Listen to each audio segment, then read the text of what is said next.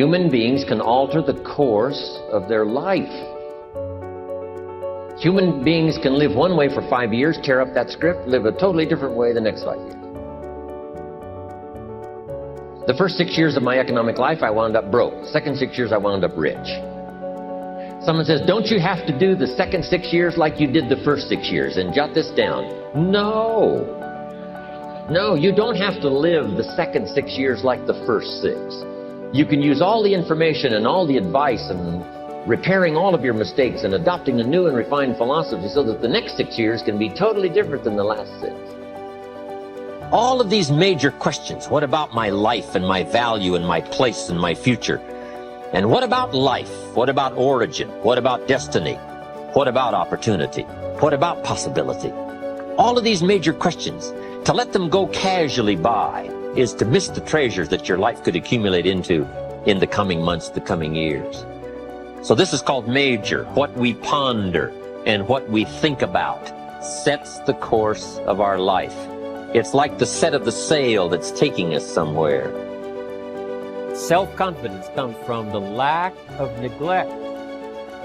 If you will not neglect to do small, daily discipline, that's where self-confidence comes from.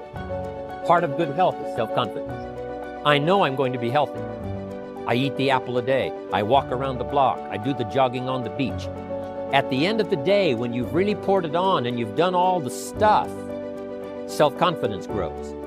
That self-confidence affects your health, it affects your future, it affects your psyche. Self-confidence means willingness to do whatever it takes to achieve. Whenever you prepare correctly, taking all of the steps you're supposed to take, doing everything in your power to stay on track, whenever your preparations lead to success, achieving your goals, you reinforce the disciplines that got you there. Success leads to reinforcement of the proper discipline. If what you're doing is working, keep doing it. If what you're doing isn't working, change it. If I grow, think of what that will do for my future. Self-development earns success. Self-investment earns respect. And the only way to make a better and better and better investment in your future is to become better and stronger and wiser and more competent. And the more attractive you become, the more attractive you are. And the more attractive you are, the more you attract success. Self-development, self-investment attract success. That's powerful.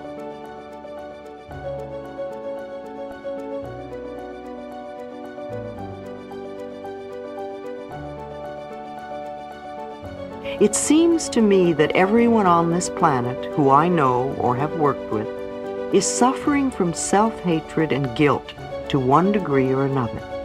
The more self-hatred and guilt we have, the less our life works.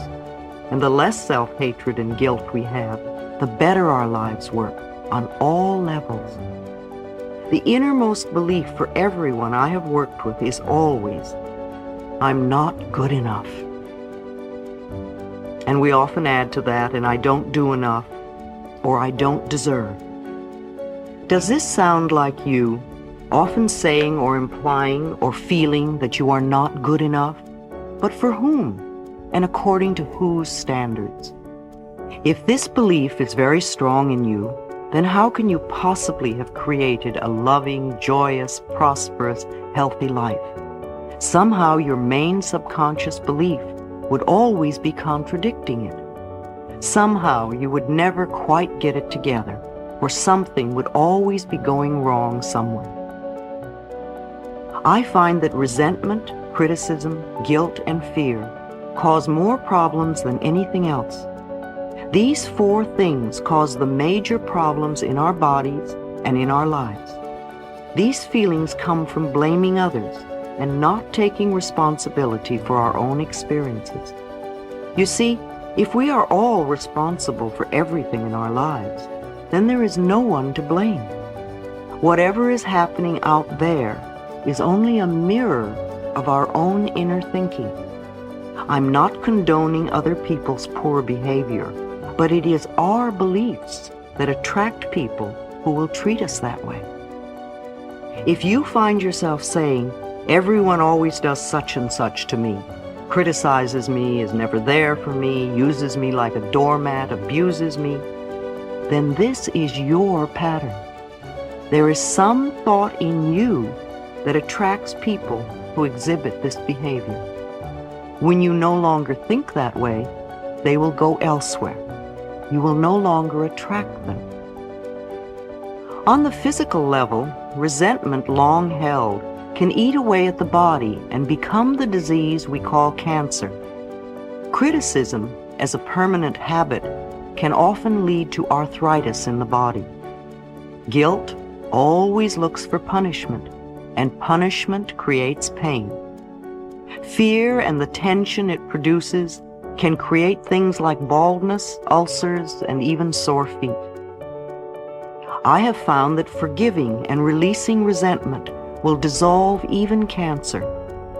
While this may sound simplistic, I have seen and experienced it working. We can change our attitude toward the past. The past is over and done. We cannot change that now. Yet we can change our thoughts about the past. How foolish for us to punish ourselves in the present moment because someone hurt us in the long ago past.